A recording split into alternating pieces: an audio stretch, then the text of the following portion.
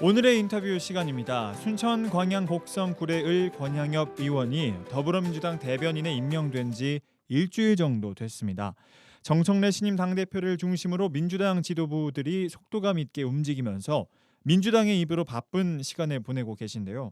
더불어민주당 권향엽 대변인 직접 연결해서 얘기 나눠보도록 하겠습니다. 안녕하세요. 네, 안녕하세요. 네, 안녕하세요. 대변인님께서 민주당 대변인직을 맡으신 지 일주일이 좀 넘었습니다. 좀 어떠신가요? 네, 8월 2일 날 전당대회가 있었기 때문에 오늘로써 10일째 된 것 같습니다. 정말 바빴어요. 많이 바쁘셨고 정신없이 좀 시간이 흐른 것으로 보입니다. 네네. 언제 처음 이 대변인직을 제의받으셨을까요?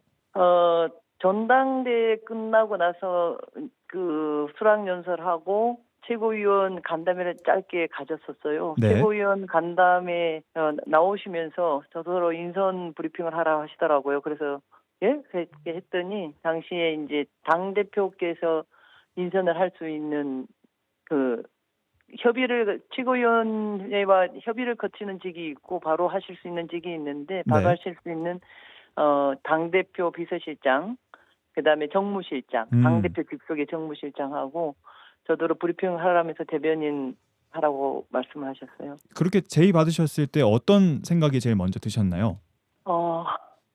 잘할 수 있을까 하는 생각이 있는데 하여튼 그런 걸 구체적으로 생각할 겨를도 없이 바로 그 기자들은 기다리고 있었기 때문에 인선 발표를 하게 됐는데요. 네. 저도 이제 오랜 당직을 경험했던 사람 아니겠습니까? 그래서 네. 당직자 출신으로서 제1당이자 집권 여당의 대변인 자리잖아요. 네. 예, 그래서 잘할 수 있을까 하는 그런 생각도 들었고 참 과분하다 하는 생각을 하게 됐죠.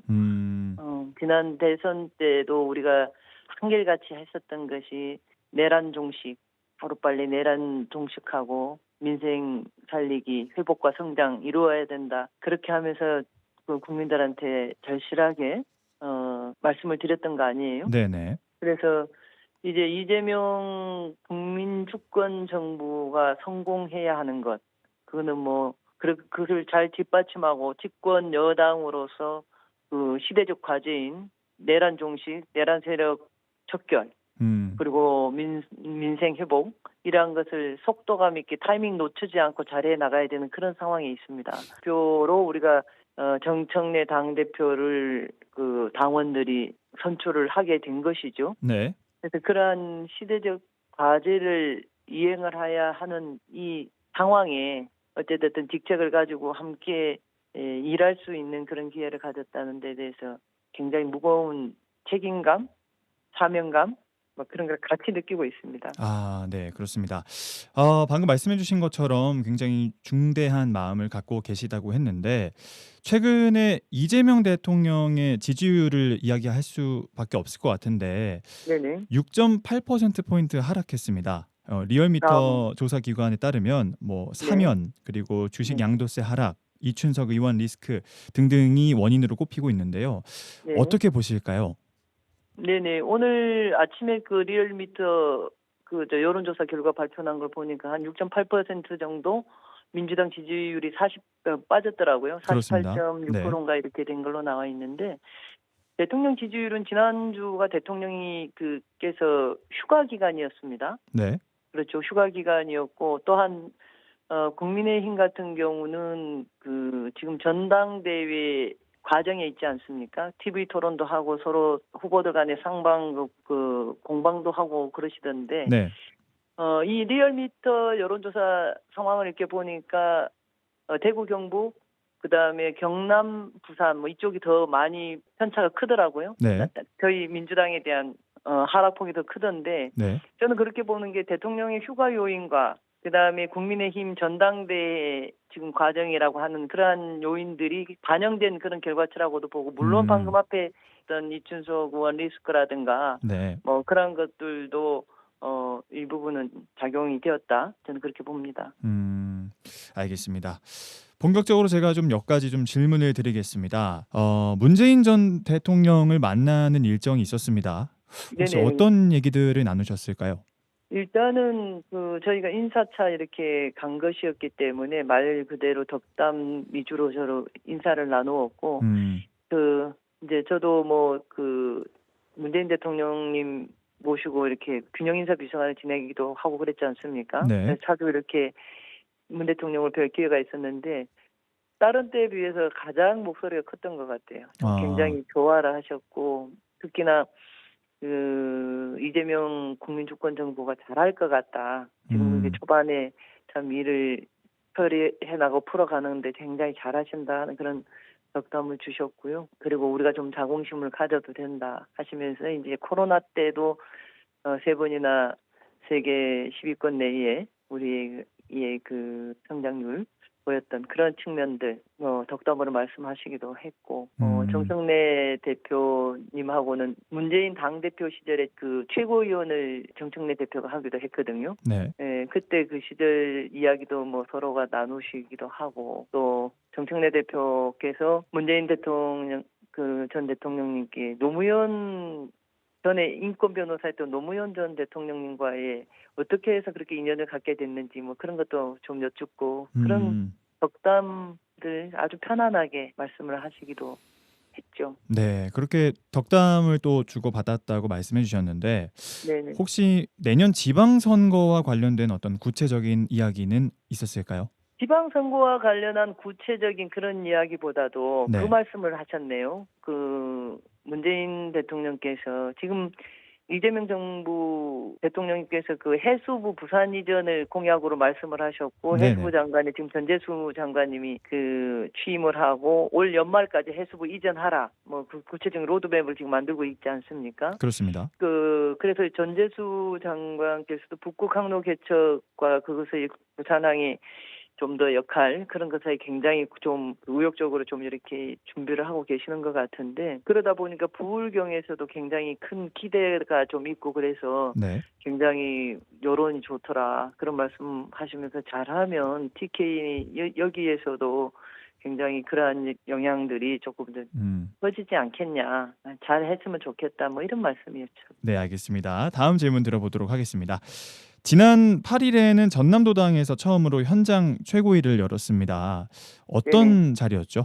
최초로 지금 현재 정청래 당대표 되시고 나서 첫 현장 최고위원회를 전남 무안에서 갖게 되었는데요. 네. 저희가 이제 항상 보면은 민주당의 호남이 민주당의 심장이다, 뿌리이다, 막 그런 말씀들 많이 하시기도 하잖아요. 그렇습니다. 정말 오랜 기간, 민주당이 지금 올해 71년인데 오랜 기간 정말 많은 지지와 애정을 보내주셨죠. 네. 그러면서도 이제 또 한편으로는 당대표께서 지난 전당대회 때 지역을 돌면서 다양한 이야기를 들었는데, 호남 쪽에서는 이제 우리가 그렇게 늘상 무한 애정을 가지고 민주당을 지지하고 이렇게 하는데, 네. 호남에 대한 좀 약간 좀 소외감, 좀 관심이 덜함, 뭐 음. 그런 게 있지 않느냐 하는 그런 말씀도 들었던 것 같아요. 네네. 이재명 대통령께서도 지난번에 6월 달에 ACC 와가지고 타운홀 미팅 할 때도 그런 유사한 말씀을 하셨는데, 특별한 헌신에는 특별한 보상도 있어야 된다. 그런 말씀을 하신 적이 있거든요. 네네. 그런 것처럼 호남 이번에 정청래 당대표가 되시고 나서 호남과 관련해서 두 가지 결정이 있으셨는데, 그 네. 하나가 김영직 최고위원 두 자리 중에 한 자리를 전남 지역위원장 출신 서삼석 의원을 최고위원에 지명하는 것 하나 하고요. 네. 그다음에 호남 발전 특별위원회를 구성 의결을 했습니다. 그래서 호남 발전 특별위원회에 서삼석 최고위원이 위원장을 겸하게 이렇게 했었는데, 그것은 어떤 의미가 있냐면, 그날 구성할 때도 말씀을 하셨지만은 네. 호남 지역의 각계 전문가들, 기업인들, 학자들 할 것 없이 하여튼 다양하게 구성을 해서 호남 특위를 구성을 해서 호남 발전을 위해서 필요한 것을 당에다가 건의를 해주면 그 건의를 받아서 정부에 대통령께 직접 건의를 드려서 실행해 갈 수 있도록 뒷받침하겠다, 그런 말씀을 하셨거든요. 네.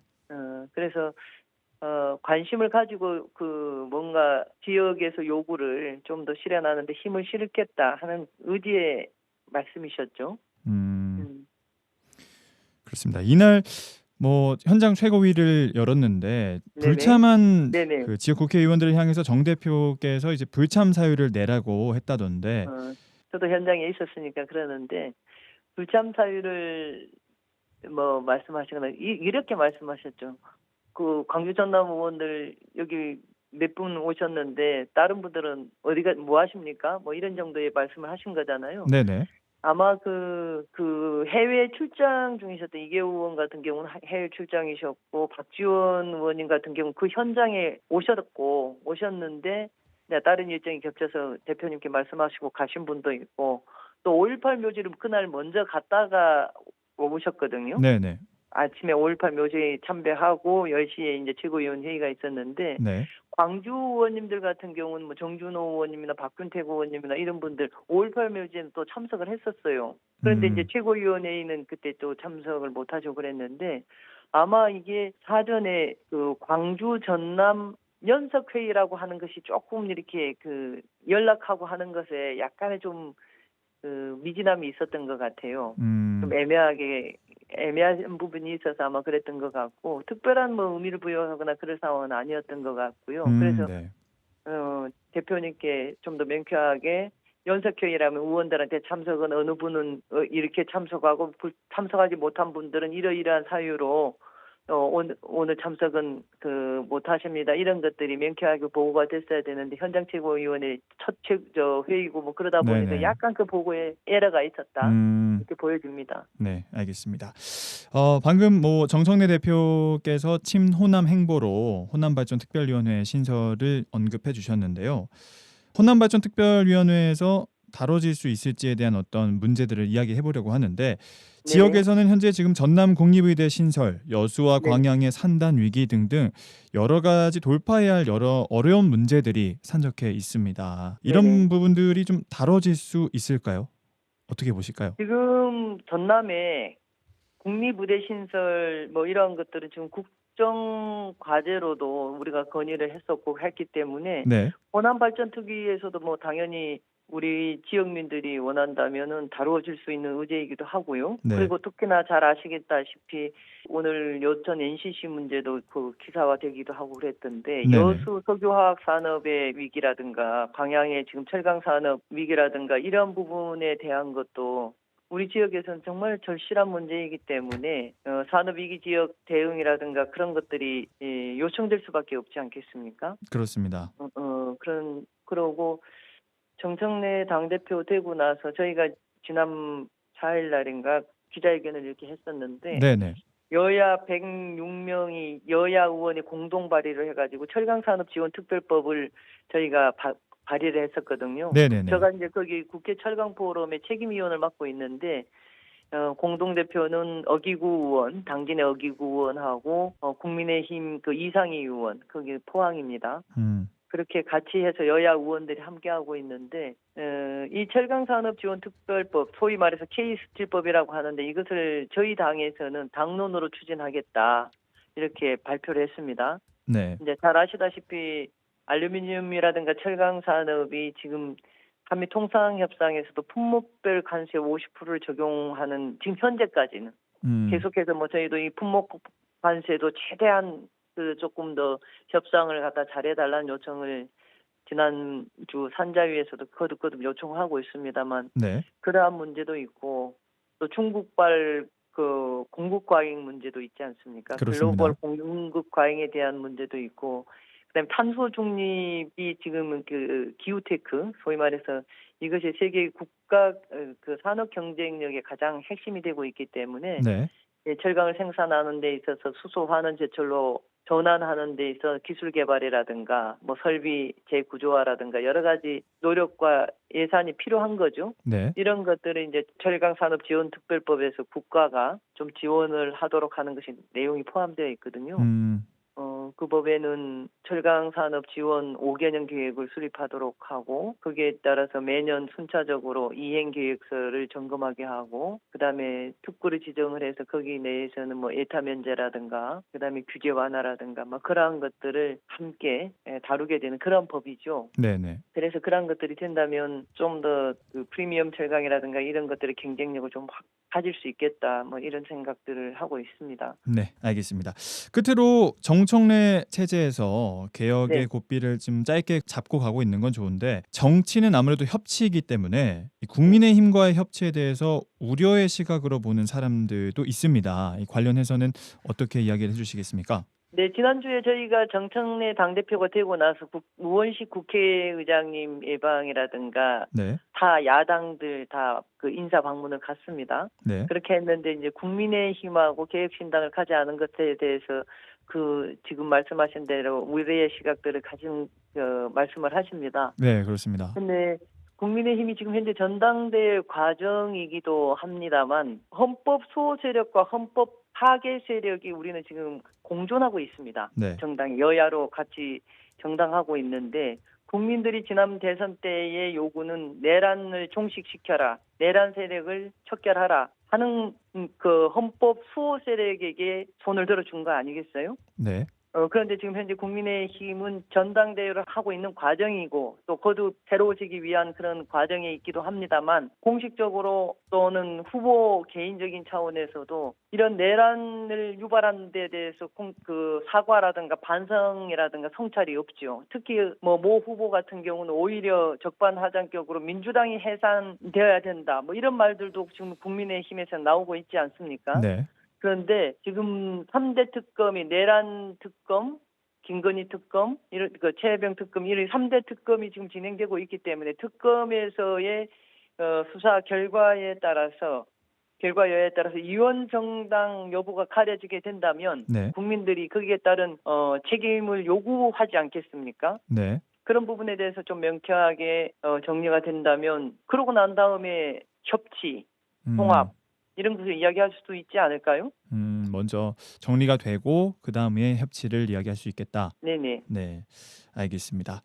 뭐 국민 통합을 해야 된다라고 하는 것은 시대적인 요구이고 또 당연히 해야 될 그런 상황입니다만 네, 그렇다고 해서 통합을 한다고 그 명분을 갖다가 앞세워서 분별력 없게 뭉뚱거리는 것만이 통합은 아니라고 봅니다. 음, 그런 점에서 정청래 대표께서는 좀 더 명확하게 입장을 갖고 계시죠, 실제적으로. 네, 알겠습니다. 마지막으로 대변인으로서 너무 바쁘셔서 지역을 돌보실 여유가 있으실까 싶은데 지역 국회의원으로서의 계획도 좀 들어보고 싶습니다. 네, 저는 당선되고 나서 지금까지 이제 박지원 의원께서 그 금기원래라고 하는 그 말도 이렇게 만들어내고 그랬는데 굉장히 열심히 지역구를 챙기는 선배 의원이지 않습니까? 네, 근데 당선되자마자 저한테도 이제 그 정말 잘해야 된다 이렇게 말씀 주셔서 저도 잘 따르려고 이행을 충실하게 하고 있고 작년에 국정감사 도중에도 그 주말에 지역구를 챙기거나 하는 것에서는 단 한 번도 빠지질 않았습니다. 네, 근데 이제 대변인이 되고 나니까 그걸 뭐 제대로 할 수 있을까 하는 생각도 지역에서 우려도 하던데요. 지난 주말에도 지역을 가서 순천 광양 곡성 구례 네 지역을 다 함께 돌고 왔고요. 네, 가장 중요한 것은 대변인의 역할에도 충실하겠지만 지역구를 그렇다고 좀 소홀히 하는 그런 일도 없을 것이다. 이렇게 단언해서 말씀을 드리고요. 네, 다양한 방법들이 있습니다. 소통에는. 제가 요즘도 종종 쓰고 있기도 하는데 영상 통화를 통해서 또는 줌 회의를 통해서 직접 그 주민들의 민원 상황을 같이 토론도 하기도 하고요. 네, 그리고 현장에 가서 주민들의 뜻을 살피는 것, 당원들의 뜻을 살피는 것 게을리하지 않겠습니다. 저뿐만이 아니라 또 대변인도 다른 분들도 계시고 하기 때문에 최대한 잘 조율을 해서 우리 지역을 대변하는데도 가서 지역민을 직접 현장에서 뵙고 하는 것도 소홀히 하지 않겠지만 대변인 역할을 충실히 하면서 우리 지역 현안 사업이라든가 그런 것들을 잘 듣고 대변하는 것도 최선을 다하겠습니다. 네, 알겠습니다. 오늘의 인터뷰 여기까지 듣겠습니다. 지금까지 더불어민주당 권양엽 대변인과 함께했습니다. 고맙습니다. 감사합니다.